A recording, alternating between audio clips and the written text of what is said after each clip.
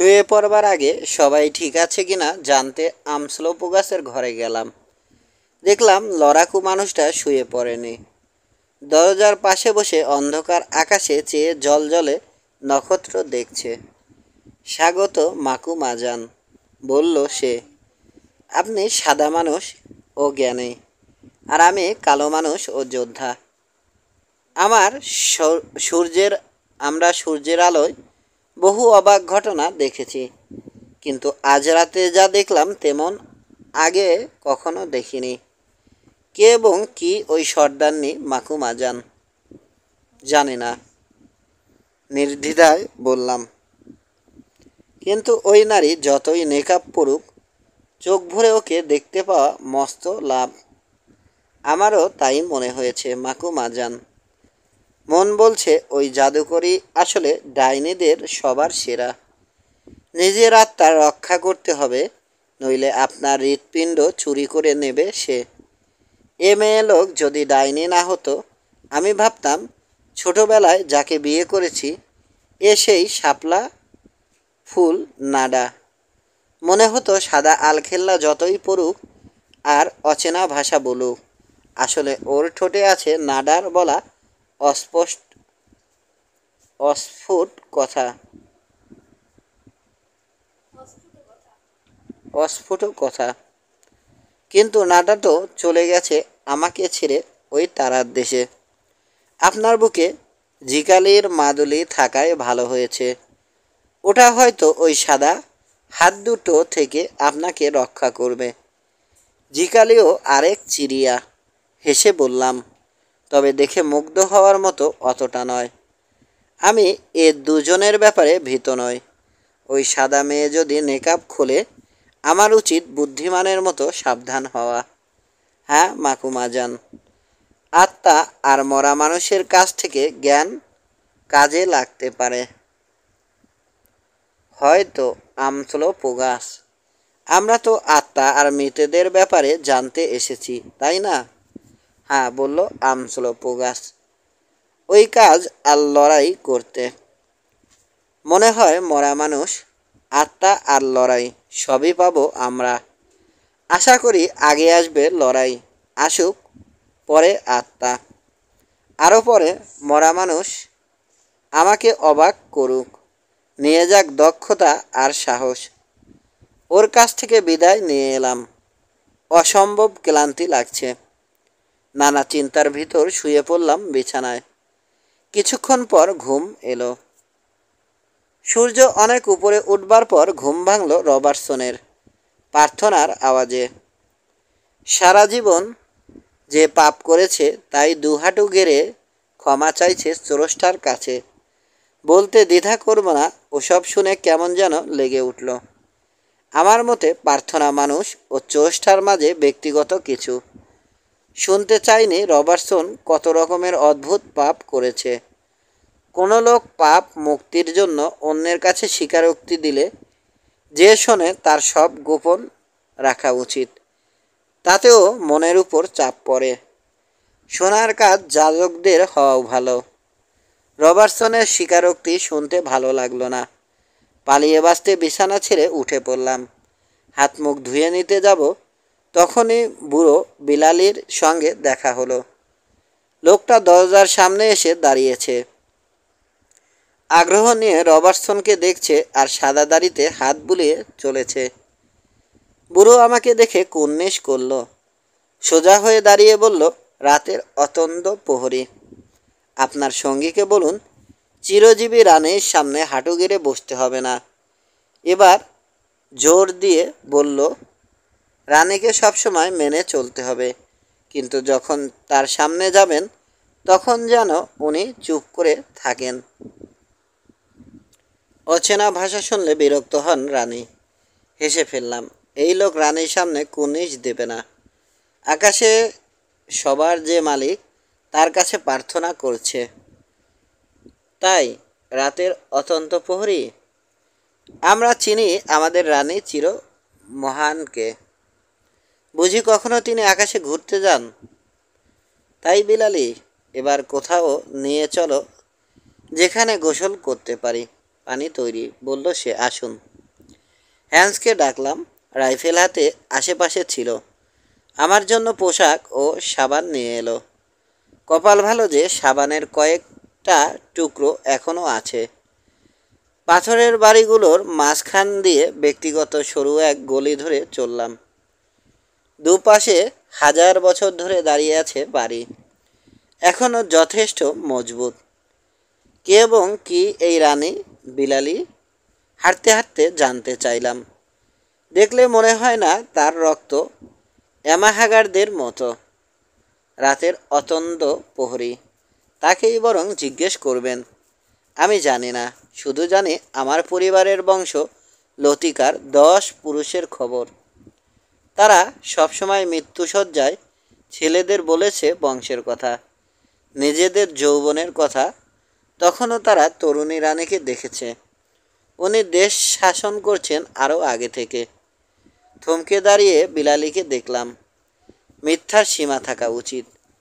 এ লোক বয়ে চলা মহাকালকে অস্বীকার করছে। আবার হাঁটতে শুরু করলাম। বলে চললাম, যদি আমাকে সন্দেহ হয় তো তাকেই জিজ্ঞেস করুন। আসুন, আমরা চলে এসেছি। এখানে গোসল করবেন। আমাদের পথ দেখালো সে। ধনুকের মতো বাঁকা এক আর্চওয়ে পেরিয়ে আঙিনায় ঢুকলাম। সামনে পড়ল বিধ্বস্ত এক প্যাসেজ। চারপাশে দেখে বুঝলাম একসময় এখানে দারুণ এক হারামখানা ছিল। ছবিতে দেখেছি প্রাচীন রোমানরা একসময় এসব সুইমিং পুল ব্যবহার করত। জায়গাটা বিশাল এক ঘরের সমান। মেঝে ও চারপাশ অদ্ভুত এক মার্বেল পাথর দিয়ে তৈরি। মেঝে ধীরে ধীরে ঢালু হয়েছে। প্রথমে পানির গভীরতা 3 ফুট থেকে শুরু হয়ে এক জায়গায় 7 ফুট গভীর হয়েছে। একদিকে মস্ত পাইপগুলো দেখলাম। ওগুলো দিয়ে এখনও পানি আসে ও বেরিয়ে যায়। সুইমিং পুলকে ঘিরেছে 5 ফুট চওড়া ফুটপাত। ওখান থেকে যাওয়া যায় কিছু ড্রেসিং রুমে। আগে পোশাক পাল্টানোর ব্যবস্থা ছিল। এসব ড্রেসিং রুমের মাঝে মার্বেল মূর্তির ধ্বংসস্তূপ। এক কোণে সূর্য ও আবহাওয়া থেকে রক্ষা পাওয়ার জন্য ছিল আশ্রয় কেন্দ্র। গোসল করা বা বিশ্রাম নিতে জায়গাটা সত্যি দারুণ। আমি স্কাল্পচার বিশেষজ্ঞ নই, তবে খেয়াল করলাম ওখানে রয়েছে দেখবার মতো এক অপূর্ব মূর্তি। হঠাৎ করে যেন পানিতে ঝাঁপ দেবে। তবে এখন মহাকালের আক্রমণে সুইমিং পুলে খসে পড়েছে ডান হাত। তরুণী মূর্তির ঠোঁটে হাসির সঙ্গে মিশেছে দুশ্চিন্তা। ব্যাপারটি দারুণ ফুটিয়ে তুলেছেন শিল্পী। ওই মূর্তি দেখে দুটো ব্যাপার বুঝলাম। এই সুইমিং পুল ব্যবহার করত মেয়েরা। যারা এ জায়গা তৈরি করেছে তারা রুচিশীল ও পূবের সভ্য কোনো জাতির মানুষ। মেয়েটির নাক সেমিটিক চরিত্রের, ঠোঁট টসটসে লোভনীয়, পশ্চিমা মেয়েদের মতো চ্যাপ্টা নয়। সুইমিং পুল এত পরিষ্কার, মনে হলো গত কদিনের ভিতর পরিষ্কার করা হয়েছে। হয়তো আমার জন্যই, কে জানে। পানিতে নেমে দেখলাম নতুন করে মাজা হয়েছে মেঝে। একসময় ভাঙা পাইপ দিয়ে আসতো গরম পানি। বহুকাল আগের এ সভ্যতা দেখে যত উত্তেজিত আমি, তার চেয়ে বহুগুণ হলো হ্যান্স। আগে কখনো এসব দেখেনি। ওর ধারণা হলো সবই হয়েছে জাদুটোনার মাধ্যমে। গোসল করা জরুরি ছিল, তা আরাম করে করলাম। দ্বিধা শেষে পানিতে নামলো হ্যান্স। ওকে খুব কম দেখেছি গোসল করতে। বসে পড়ল অগভীর স্থানে। কোকড়ানো হলুদ দেহের উপর ফেলল সামান্য পানি। কোচকানো হলুদ দেহের উপর ফেলল সামান্য পানি। গোসল শেষে বাড়ি ফিরে দেখি নীরব কজন দীর্ঘাকায়া মেয়ে রাজকীয় নাস্তা নিয়ে অপেক্ষা করছে। কিছুই বলল না তারা। চোখের কোণে মনে নিয়ে আমাদের দেখল। নাস্তা শেষ হতেই ফিরল বিলালি। কোথায় যেন গিয়েছিল। এসেই জানালো যিনি নির্দেশ দেন তিনি চেয়েছেন যেন এখনই তার সঙ্গে দেখা করি, জরুরি কথা আছে। এ অভিযানে বেরিয়ে দেহে যে ক্ষত তৈরি হয়েছে সেগুলোর পরিচর্যা করলাম, তারপর রওনা হলাম। পেছনে চলল হ্যান্স, হাতে রাইফেল। আমি নিয়েছি রিভলভার। আমার সঙ্গে আসতে চাইল রবার্টসন, তবে নিষেধ করে দিল বিলালি। তার কথা শেষ হতে না হতে রবার্টসনের সামনে বর্শা বাড়িয়ে পথ রুদ্ধ করল দুই বিশালদেহী লোক। নীরবে যেন হুমকি দিয়ে চলেছে। আমি বুঝিয়ে বলবার পর আর ঝামেলা হলো না। আবার বাড়ির ভিতর ঢুকে পড়ল ক্যাপ্টেন। গত রাতে যে পথে এসেছি সেদিক দিয়ে চলেছি। চারপাশে শহর, একসময় বিশাল শহর ছিল। কিছুক্ষণ পর হাঁটতে হাঁটতে পৌঁছে গেলাম বিশাল আর্চওয়ের সামনে। ওটাকে ঘিরে রেখেছে লতাগুল্ম ও নানান গাছ। জন্মেছে হলদে রঙের মিষ্টি সুবাসের ফুল। মনে হলো বিশেষ কোনো ওয়াল ফ্লাওয়ার। হাউসলিক ও স্যাক্সিফেগ গাছে ফুটেছে অজস্র ফুল। হ্যান্সকে এখানে থামিয়ে দিল প্রহরীরা। বিলালি ব্যাখ্যা দিল আমি ফেরা পর্যন্ত ওকে অপেক্ষা করতে হবে। বাধ্য হয়ে মেনে নিল হ্যান্স। সরু করিডোর ধরে চললাম। দুপাশে একের পর এক নীরব প্রহরী, যেন মূর্তি। করিডোর পেরিয়ে সেই পর্দার সামনে পৌঁছতে হাতের ইশারা করল বিলালি। মনে হলো বাড়ির এই অংশে কথা বলার সাহস নেই তার। চুপচাপ দাঁড়িয়ে অপেক্ষা করলাম। 13। ভারী পর্দার সামনে মিনিট দাঁড়িয়ে বিরক্ত হয়ে উঠতাম, কিন্তু কী অনুভূতি যেন তাড়িয়ে নিল আমাকে। বাতাসে যেন বইছে বিদ্যুৎ তরঙ্গ। পরিবেশ কেমন যেন। ভাবলাম খামোখা এসব কল্পনা করছি। ঠিক করলাম বিলালিকে বলবো আমার আসার খবর জানাতে। আটকা পড়া শুয়োরের মতো দাঁড়িয়ে থাকতে রাজি নয়। দেখলাম সে চোখ বুজে ফেলেছে। মনে হলো প্রার্থনা করছে বা ধ্যানে মগ্ন। আর এমন সময় পর্দা সরিয়ে এলো দীর্ঘাকায়া এক মেয়ে।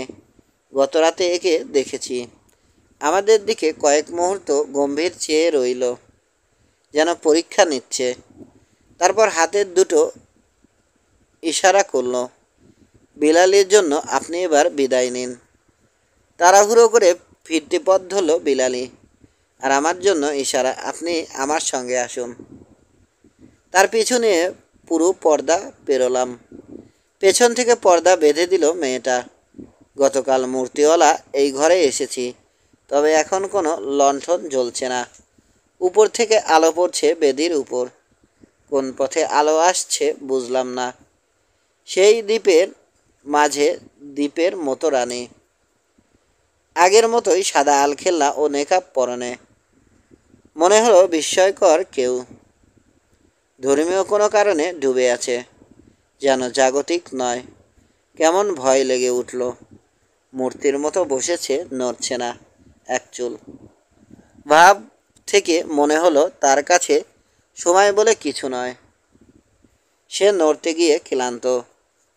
দুপাশের নারী মূর্তির স্তম্ভ দিয়ে তৈরি মন্দির। তার ভিতর বসেছে। দুদিকে রাজকীয় পোশাক পরনে দুই সহায়তাকারিণী। বাতাসে ভাসছে মিষ্টি তবে মৃদু সুঘ্রাণ। গাজার গন্ধের মতো আমাকে আকৃষ্ট করলো ওটা। মন্দিরের ভেতর কোনো আগরবাতি জ্বলছে না। বুঝলাম এই সুবাস আসছে তার দেহ বা পোশাক থেকে। কোনো কথা বলছে না, কিন্তু আমার মন বলে দিল, চাইছে আমি এগিয়ে যাই। অদ্ভুত কারুকার্যময় একটা চেয়ার রাখা হয়েছে বেদির ঠিক সামনে। ওখানে পৌঁছে গেলাম, তবে বসলাম না। অনুমতি ছাড়া বসা ঠিক মনে হলো না। দীর্ঘক্ষণ আমার দিকে চেয়ে রইল। টের পেলাম আগের মতো আমার পা থেকে শুরু করে মাথা পর্যন্ত পর্যবেক্ষণ করছে, যেন আমার অন্তর পড়তে চাইছে। তারপর একটু নড়ে উঠল। দুধসাদা দুই হাত দিয়ে ইশারা করল, যেন খুব ধীরে সাঁতরে চলেছে। দুপাশের মেয়ে দুটো নীরবে ভেসে যাওয়ার মতো চলে গেল। বসো অ্যালান, বলল রানী। এসো আলাপ করা যাক। আমার ধারণা একে অপরের জন্য বহু কথা জমিয়েছি। ভালোভাবে ঘুমাতে পেরেছো? নাস্তা করেছো? যদিও নাস্তা ভালো ছিল না। তোমার গোসলের ব্যবস্থা পছন্দ হয়েছে? হ্যাঁ আয়েশা, একে একে প্রশ্নের জবাব দিলাম। এরপর কথা ফুরিয়ে যেতে বললাম, মনে হলো ওটা প্রাচীনকালের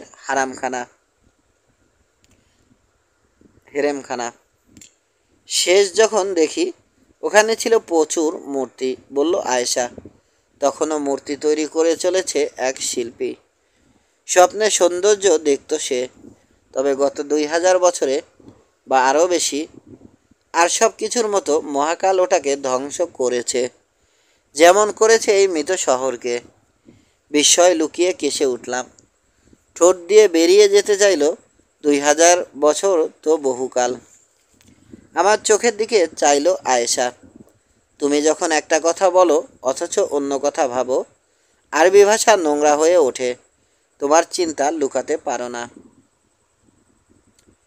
হয়তো আয়েশা, আমি আফ্রিকার অনেক ভাষা জানি, তবে সবই শিখেছি সাধারণ মানুষের কাছ থেকে। আমার নিজের ভাষা ইংরেজি, তাতে আমি অভ্যস্ত, সহজে আলাপ করতে পারি। সে ভাষা বললে ভালো হতো। ইংরেজি জানি না। আমি পৃথিবীর কাছ থেকে দূরে সরে যাওয়ার পর এই ভাষা এসেছে। পরে হয়তো এ ভাষা শেখাবে তুমি। আমি রেগে যেতে অভ্যস্ত নই, কিন্তু তুমি আমাকে রাগিয়ে দিয়েছ। আমার ঠোঁটের কথা বিশ্বাস করছো না, আবার এত সাহস নেই যে প্রতিবাদ করবে। কি করে বিশ্বাস করব আয়েশা? তুমি বলছো 2000 বছরের গোসলখানার কথা, অথচ মানুষের জন্য 100 বছর অনেক। যা ভুল মনে করি তা মেনে নেওয়া কঠিন। দুঃখিত, আমি এসব বিশ্বাস করি না। মনে হলো এবার ভীষণ রেগে উঠবে। ভাবলাম নিজের উপর খাড়া নামিয়ে এনেছি, তবে রাগলো না সে। তুমি সাহস করে মিথ্যাচারিণী বলেছ, তবে আমি সাহসকে পছন্দ করি। আগে নিজেকে লুকিয়ে রেখেছিলে। জানি তুমি সাহসী মানুষ। শুনেছি গতকাল কেমন লড়াই করেছ। তোমার বিষয়ে আরও অনেক কিছু শুনেছি। আশা করি আমরা পরস্পরের ভালো বন্ধু হব, তবে তার বেশি কিছু আশা করো না। আর কি আশা করব? নিরীহ ভঙ্গিতে জানতে চাইলাম। তুমি আবারও মিথ্যা শুরু করেছ। ভালো করেই জানো, যখন পুরুষ কোনো সুন্দরী মেয়েকে দেখে ভাবতে শুরু করে তাকে নিজের করে নেবে, তখন আশা করে মেয়েটি তাকে ভালোবাসবে। অবশ্য মেয়েটি যদি তরুণী হয়। কিন্তু কোনো মেয়ের জন্য 2000 বছর বেঁচে থাকা অসম্ভব। যদি বেঁচে থাকে, সেক্ষেত্রে তাকে বাধ্য হয়ে নেকাব পড়তে হবে। জোর দিয়ে বললাম কথাগুলো। আশা করলাম এ বিষয়ে কোনো তর্ক শুরু হবে না। ও, ওই খুদে হলদে লোকটা, মানে অন্ধকারের আলো সম্ভবত তোমার মনের ভিতর গেঁথে দিয়েছে এসব। তোমার কষ্ট করে জানতে হবে না কিভাবে জেনেছি। এখানে আমার অনেক গুপ্তচর ঘোরে। ওই খুদে লোক ঠিক ধারণা করেছে, যে মেয়ে 2000 বছর ধরে বেঁচে থাকবে তার তো লুকিয়ে থাকতে হবে। কুচকে যাবে ত্বক, অন্তত তাই হওয়ার কথা, ঠিক নয়? ততদিনে তার যৌবন ও সৌন্দর্য হারিয়ে গেছে। যে কোনো বুদ্ধিমান লোক তাই বলবে। বেশ কথা। তুমি আমাকে এমন এক বিষয়ে বাধ্য করতে চাও যা আমি চাইনি। তোমার মনের কৌতূহল বা গাছের ফল দ্রুত বেড়ে উঠছে। খেয়াল করো অ্যালান, আমি 2000 বছর বেঁচে বুড়ি হয়েছি কিনা, এবং আরও বহু বছর থাকবো। দুই হাতে নেকাব ধরল আয়েশা। কি যেন করলো। এক মুহূর্ত সেফ, এক মুহূর্তের জন্য দেখলাম তাকে। তারপর আবার নেমে গেল নেকাব। আমি ওই একবারের জন্য চাইতে পারলাম। যদি চেয়ারের পিঠে হেলান না দিতাম, ধপ করে পড়ে যেতাম মেঝেতে। কারণ যা দেখলাম তা বর্ণনা দেওয়ার সাধ্য নেই। আমি যেন মুহূর্তের জন্য দেখলাম উজ্জ্বল বিদ্যুৎ শিখা। প্রতিটি মানুষ মনের ভিতর সম্পূর্ণ সৌন্দর্যের কথা ভাবে, কল্পনা করে অদ্ভুত সুন্দর কোনো মেয়ের। সে হবে এমন কেউ যাকে নিয়ে মন ভরে কল্পনা করা যায়। মানুষ পেয়সীর সঙ্গে মিলিয়ে দেখে অপূর্ব কোনো ছবি বা গিরিক মূর্তিকে, সেসব মিশিয়ে নেয় তার কল্পনার ভিতর। আমারও তাই হলো। মনে হলো দেখলাম পৃথিবীর সেরা সৌন্দর্যকে। আজ পর্যন্ত যত অপরূপা দেখেছি তাদের 10 গুণ সুন্দর ওই আয়েশা। এমন বিপুল রূপ কখনো দেখিনি। মনে হলো মাথা ঘুরে টলে পড়ব। ভাষা দিয়ে তার বর্ণনা দেওয়ার সাধ্য আমার নেই। বলতে পারবো না তার নাক বা ঠোঁট কেমন। শুধু দেখলাম তার অদ্ভুত উজ্জ্বল 2 চোখ। তার খানিক দেখেছি গত রাতে নেকাবের ভেতর। সত্যি অবাক করা ওই চোখ। তবে জানি না ওগুলোর রং কী ছিল। তবে পটভূমি ছিল কালো। অন্তরের ভিতর বুঝলাম ওই আয়ত চোখ আরও বেশি কিছু, যেন আত্মার জানালা।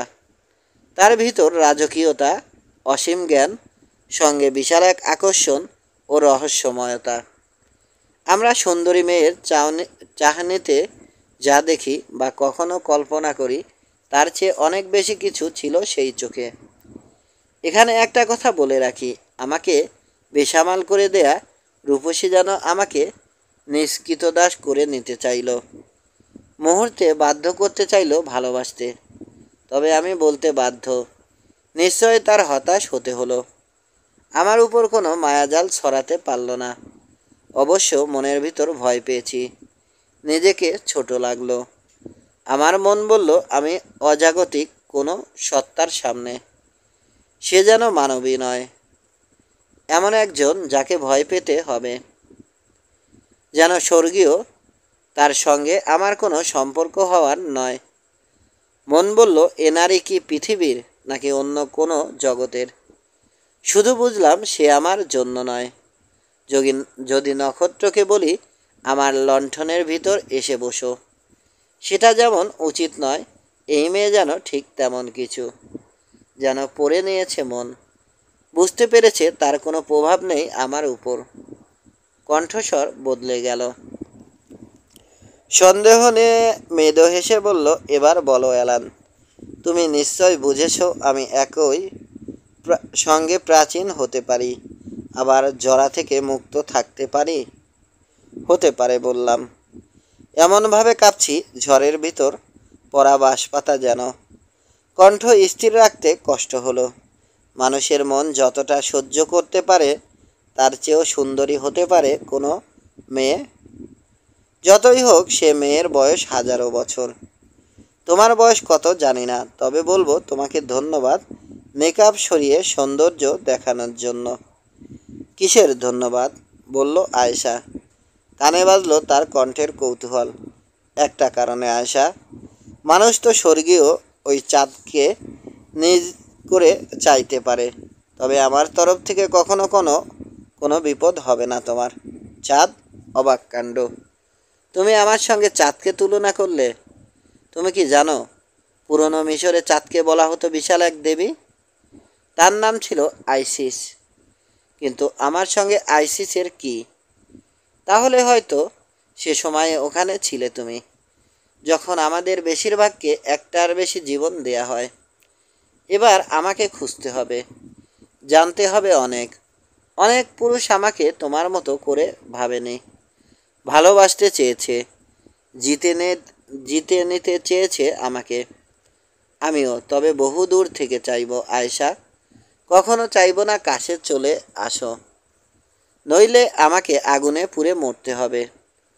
তোমার ভিতর সত্যিই জ্ঞান এসেছে, বলল সে, তবে কণ্ঠে কোনো প্রশংসা নেই। খুব কম মত আগুনে ঝাঁপিয়ে পড়তে চায় না, আর তারা বেঁচে যায়। তাছাড়া আমার মনে হয় আগেও আগুনে পুড়েছে তোমার ডানা। তুমি জেনেছ কত কষ্ট পেতে হয় অ্যালান। আমি তোমার 3টে আগুনের কথা জানি। ওখানে পুড়েছ তুমি, তবে এখন তারা মারা গেছে, ছাই হয়েছে। অন্য জায়গায় জ্বলজ্বল করছে নক্ষত্র হয়ে। দুজন মরেছে তোমার কম বয়সে। এক নারী আত্মত্যাগ করেছে তোমাকে রক্ষা করতে। বিশাল মাপের নারী ছিল। ঠিক বললাম? আর 3য় জন, হ্যাঁ, সে ছিল সত্যি লেলিহান আগুন। আমার মতো ছিল দেহের বর্ণ। কি ছিল তার নাম মনে পড়ছে না, তবে নামের সঙ্গে মিল ছিল হাওয়ার।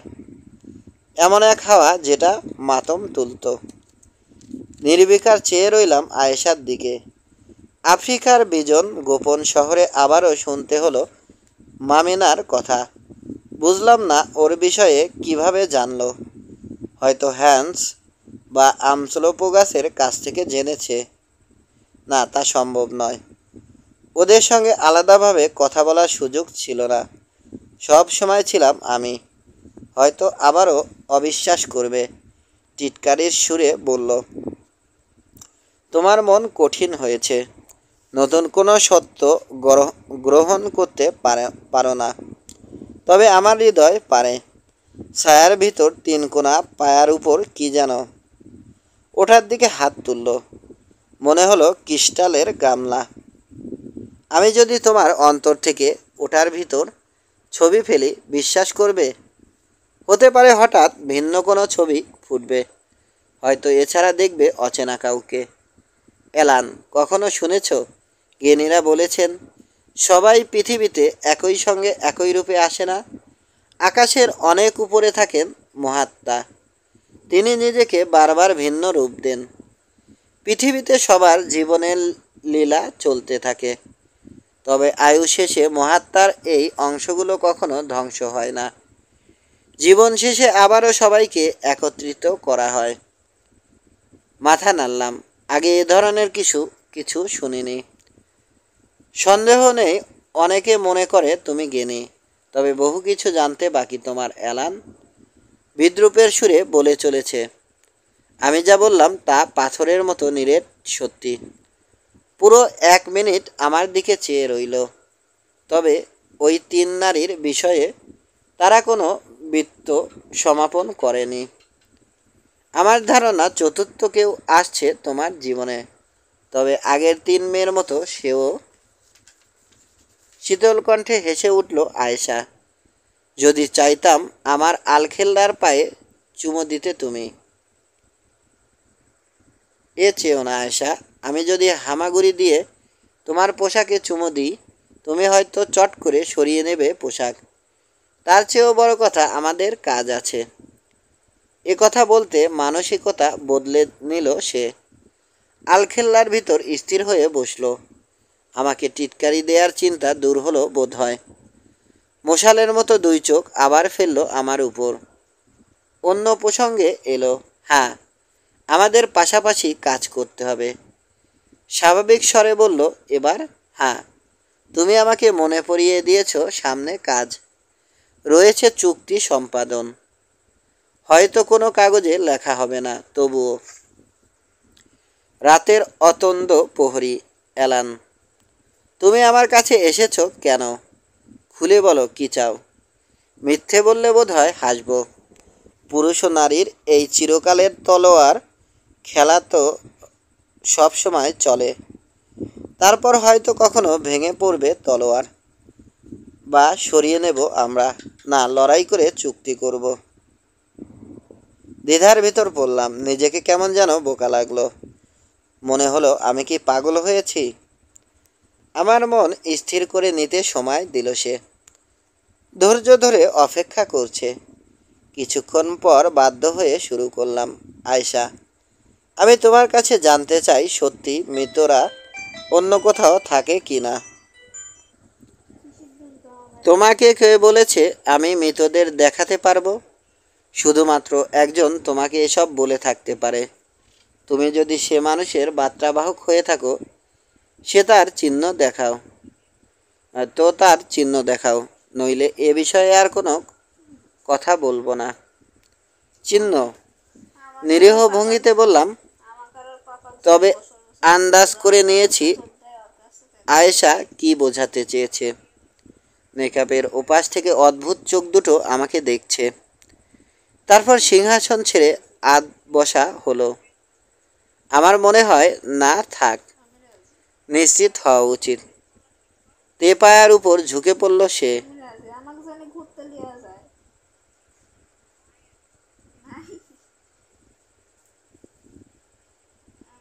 তীক্ষ্ণ চাইল ক্রিস্টালের গামলার ভিতর। সোজা হয়ে বসে বলল, আমি যদি ঠিক দেখে থাকি কোনো নারী তাকে ভালোবাসবে না। সে তোমাকে নিজের চিহ্ন দিয়েছে, ওই জিনিসের সঙ্গে লেপ্টে আছে শুকনো রক্ত।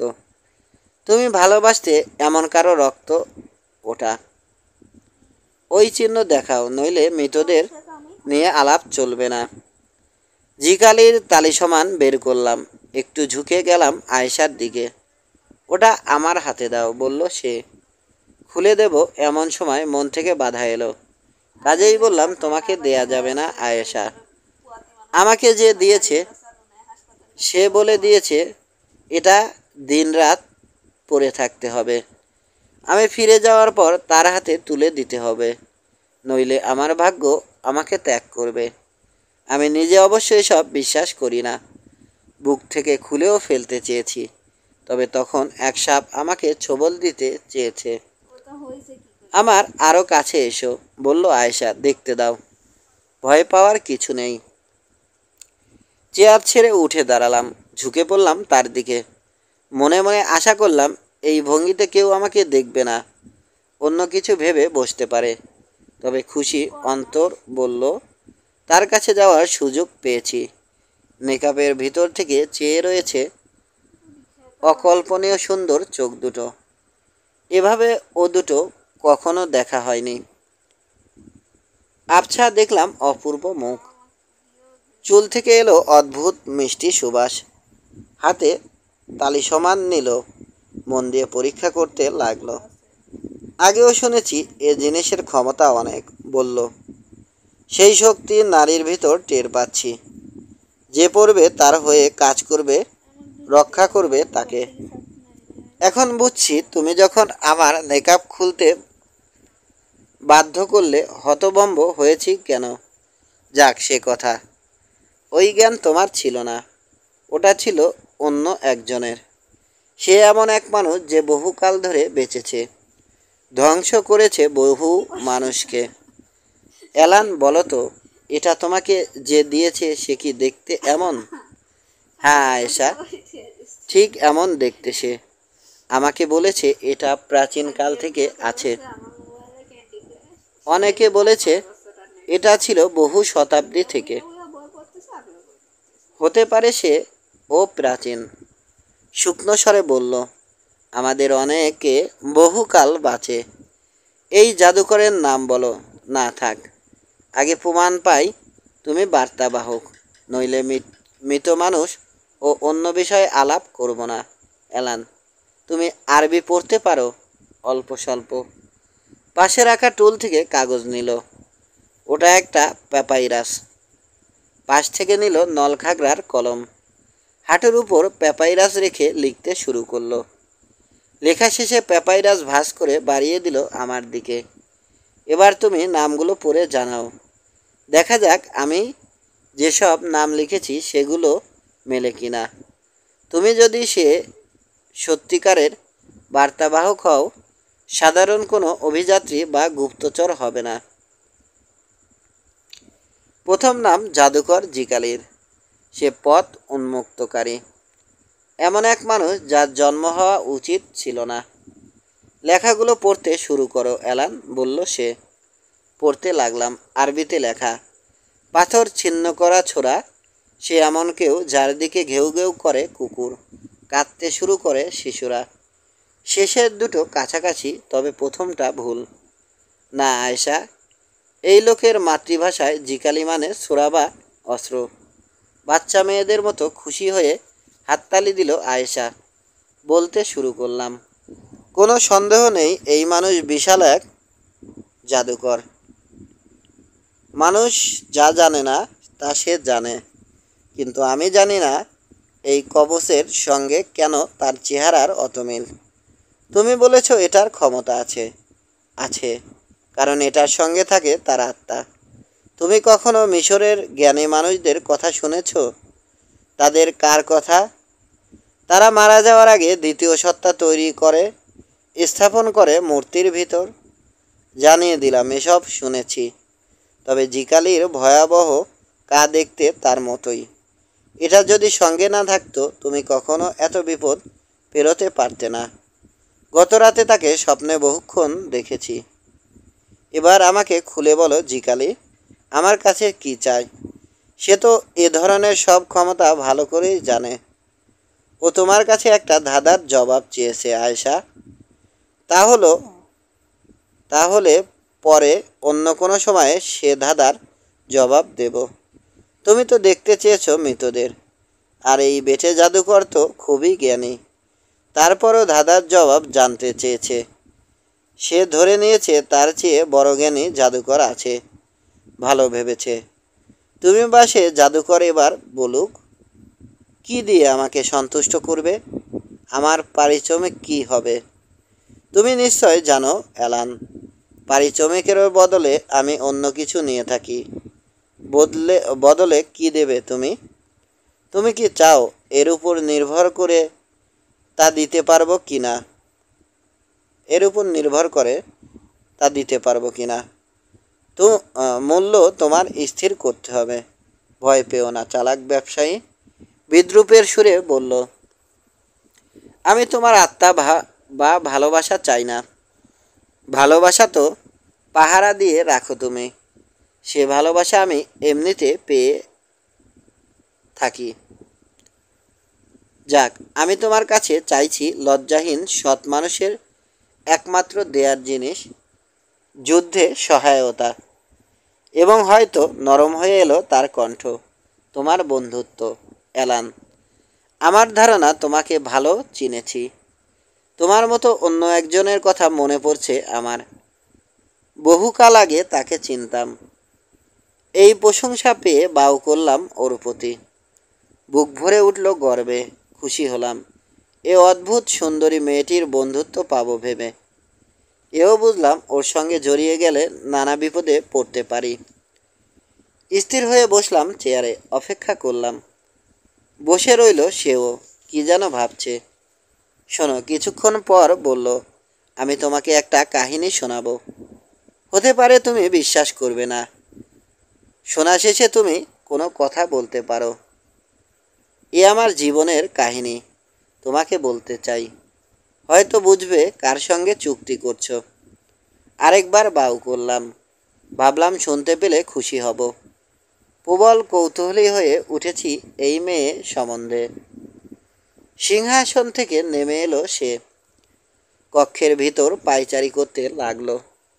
সে হাঁটাকে বলা যায় আকাশে ভাসতে থাকা ঈগলের মতো, বা কোনো রাজহংসী যেন ভেসে চলেছে পানিতে। রাজকীয়তা নিয়ে মসৃণভাবে হাঁটছে। নিচু স্বরে বলতে শুরু করলো, শোনো তাহলে, আমার কাহিনী যদি অদ্ভুত মনে হয় আমাকে বাধা দিও না, বা ঠাট্টা করো না, নইলে হয়তো রেগে উঠব। সেক্ষেত্রে তোমার ক্ষতি হবে। আমি কোনো সাধারণ মেয়ে নই অ্যালান। আমি এমন এমন একজন যে জেনে ফেলেছি প্রকৃতির রহস্য। প্রকৃতির কোনো রহস্য জানতে ইচ্ছে হলো কোন রহস্য জানতে ইচ্ছে হলো, তবে মুখ সামলে রাখলাম। আমি দুঃখিত যে আমার যৌবন ও আমার সৌন্দর্য টিকেছে বহু যুগ ধরে। অতীতে আমার পাপের কারণে ভুগতে হয়েছে, অন্য জীবনেও। আর সে জীবনের চিঠি অনেক সময় আমার মনে থেকেছে। গত জন্মে আমি ছিলাম আরবের এক রাজ পরিবারের মেয়ে, যেখানে বনো এলাকায় ছিলাম। শাসন করতাম আরবদের। আর রাতের নক্ষত্র, পৃথিবীর আত্মা ও বাতাস থেকে জ্ঞান নিতাম। পরে এসব বিষয়ে ক্লান্ত হয়ে উঠলাম, আর আমার প্রজারা বিরক্ত হয়ে উঠল আমার উপর। তারা চাইল আমি এই এলাকা থেকে বিদায় নিই। অ্যালান, আমি কোনো পুরুষকে চাইনি, অথচ আমার সৌন্দর্য দেখে পাগল হয়ে উঠত মানুষ। হিংসার কারণে এতে একে অপরকে হত্যা করত।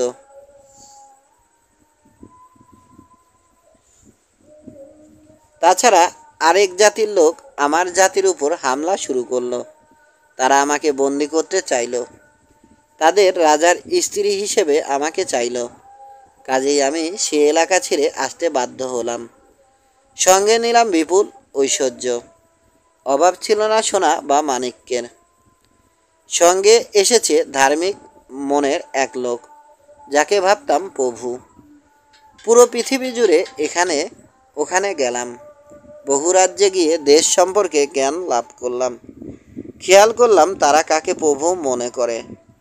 জেরুজালেমে শিখলাম কে আসলে দুনিয়ার মালিক। সে যেহোভা, যিনি আসলে ঈশ্বর। পাহসের দ্বীপ চিটিমে বাস করলাম। তবে সেখানে কিছুদিন থাকবার পর শহরবাসী ধারণা করল আমি আফ্রোডাইট, নতুন করে আবারও পৃথিবীতে ফিরেছি। তারা আমাকে তাদের দেবী করতে চাইল। এ কারণে এবং আফ্রোডাইটকে নিয়ে ঠাট্টা করবার ফলে শহরের মন্দিরগুলোর পুরোহিতরা খেপে গেল। আগেই বলেছি, কোনো পুরুষের সঙ্গে আমার কোনো সম্পর্ক হয়নি। পুরোহিতদের মাধ্যমে দেবী যেন শাস্তির দণ্ড তুলল আমার কণ্ঠের উপর। শত শত বছর ধরে যেন ভুগতে হয় আমাকে। অদ্ভুত এক পরিস্থিতির ভিতর পড়লাম। পলকে যেন অতীতে ফিরল আয়েশা। সেই অভিশাপের ফলে পুরোহিত একটা অভিশাপ দিলে দুটো করে দিতাম। তাছাড়া শয়তান প্রধান পুরোহিত ঘোষণা করে দিল তার দেবী পৃথিবী থেকে অনেক আগে চলে গেলেও আমি বেঁচে থাকব। এই ঘোষণায় বিপদে পড়লাম। সে সময়ে আফ্রোডাইটের কথা শুনলে মানুষ বিশ্বাস করত। বলা হতো পৃথিবী যতদিন ততদিন থাকবে দেবী। তবে আমি জানতাম তাদের চেয়ে অনেক বেশি। বলো, এখনও কি সেই দেবীর উপাসনা চলে? না, শুধু আছে কিছু মূর্তি। তবে সে মূর্তিগুলোর সৌন্দর্যের কারণে মানুষ তাদের পূজা করে। জিকালি স্বপ্নে তোমার ব্যাপারে জানিয়েছে এবং তুমি নিজেই নিজের কথায় প্রমাণ করেছ আমি ঠিক। আর ওই মূর্তিগুলোর কিছু দেখেছি আমি গ্রীসে। তখন আমার প্রভুর হাতে তেমন কিছু মূর্তি ছিল। আমি তাকে বলি উনি হয়তো আরও ভালো কোনো মডেল পেতে পারেন। পরবর্তীতে আমি হই সেই মডেল। মার্বেল পাথর যদি টিকে থাকে, ওই মূর্তি নিশ্চয় এখনও অন্য সব মূর্তির চেয়ে অনেক বেশি প্রখ্যাত। তবে আফ্রোডাইট হয়তো হিংসা করে নষ্ট করেছে আমার মূর্তি। এ কাহিনী শেষ হলে তুমি বলবে ওই মূর্তির কথা। সে মূর্তির বাম কাঁধের উপর ছিল ছোট্ট আঁচিল, তবে পাথর ছিল খুঁতওয়ালা। আমার দেহে কোনো খুঁত ছিল না। তুমি চাইলে আমি প্রমাণ দেব। আয়েশার কাঁধ নিয়ে ভাবতে চাইলাম না। আমি চুপচাপ। আবার শুরু করলো সে। আমি থেকেছি মিশরে। পুরুষদের উপর বিরক্ত হয়ে উঠেছি। তাদের চোখে লোভ দেখেছি। আরও জ্ঞান অর্জন করতে কাজ নিয়েছি দেবী আইসিসের মন্দিরে। সে ছিল স্বর্গের রানী। শপথ নিতে হতো চিরকালের জন্য কুমারী থাকতে হবে। কিছুদিনের ভিতর আমি হলাম প্রধান যাজিকা। নীলনদের সবচেয়ে পবিত্র মন্দিরে দেবীর পাশে আমি হয়ে উঠলাম ক্ষমতাশালিনী। আমি তার মেয়ে হয়ে ওঠায় কোনো গোপনীয়তা থাকলো না। ফারাওদের মতো আমিও পড়তে পেলাম ধর্মীয় বই। সত্যি বলতে মিশর শাসন করতাম আমি। খুলে বলছি না, তবে আমিই পতন ঘটাই সাইডন শহরের। রাজারা আসতো আমার সঙ্গে পরামর্শ করতে। রাজ সিংহাসনে বসে থাকতাম। পরনে থাকতো আইসিসের পোশাক। প্রতিটি শ্বাস ফেলতাম, টের পেতাম দেবীর ক্ষমতা। তবুও আমার কাজ ফুরিয়ে এলো। আমি এসব কাজ করতে গিয়ে ক্লান্ত হয়ে পড়লাম। ঠিক যেমন যাজকরা স্বর্গের কথা বলতে গিয়ে হাঁপিয়ে ওঠে। অবশ্য তারা কখনো স্বর্গ পেলে বুঝতাম। চুকচুক করে আওয়াজ করলো আয়েশা। কারণটা কি জানতে চাইলাম না। শুধু বললাম, ক্লান্ত হয়ে পড়লে কেন? কারণ ওই স্বর্গের মতো দেশে সব ক্ষমতা ছিল পুরুষদের হাতে। আর তারা লড়াই না পেলে খুশি থাকবে কেন? আর নারী তো নারীদের মতোই। কম পয়সায় যা কেনা যায় বা কেউ দিয়েছে তার কোনো মূল্য নেই। অ্যালান, প্রথমে তো জয় করতে হবে। তুমি কোনো প্রশ্ন তুলবে না, এতে আমার চিন্তা জাল কেটে যায়। বললাম, আমি দুঃখিত। আবার শুরু করলো সে। এরপর আমার উপর নেমে এলো আফ্রোডাইটের অভিশাপ। হ্যাঁ, আফ্রোডাইট ও আইসিসের। ওই দুই অভিশাপে বদলে গেল জীবন। আজ এই বিরান দেশে হৃদয় হারিয়ে অপেক্ষা করছি। জানি না ভবিষ্যৎ আমাকে কোন পথে নেবে। আমার প্রাপ্ত সব জ্ঞান, অতীতের শিক্ষা, ক্ষমতা, সৌন্দর্য, সব থেকেও ভবিষ্যৎ যেন হয়ে উঠেছে চাঁদ তারাহীন রাতের মতো কালো। হ্যাঁ, তাই হয়েছে আমার উপর, এবং সেজন্য আমি দায়ী। তোমাকে সব খুলে বলছি। নীলনদে আইসিসের মন্দিরে যেখানে আমি শাসন করতাম, সেখানে ছিল এক পুরোহিত। জাতিতে ছিল গ্রিক। আমারই মতো সেও দেবীর কাছে শপথ করে। আমি বা সে কখনো বিয়ে করতে পারবো না। দেবী ছিল নিজ আত্মার জগতে। যাই হোক, সেই পুরোহিতের নাম ছিল ক্যালিক্রেট। সাহসী ও রূপবান, ঠিক যেন গ্রিকদের দেবতা অ্যাপেলোর মতো। আমার জীবনে কখনো এমন সুন্দর মুখ ও দেহের পুরুষ দেখিনি। তবে পরিষ্কার ছিল না তার আত্মা। বেশিরভাগ পুরুষ যেমন হয়, সে নারী দেহ চাইত। আমি ছাড়াও আরও দু একজনকে পছন্দ করত সে। সে সময়ের ফারাও ছিল স্থানীয় বংশের। পরে তার পতন ঘটান পারস্যের রাজা। এই ফারাওয়ের ছিল এক মেয়ে, মিশরের রাজকন্যা।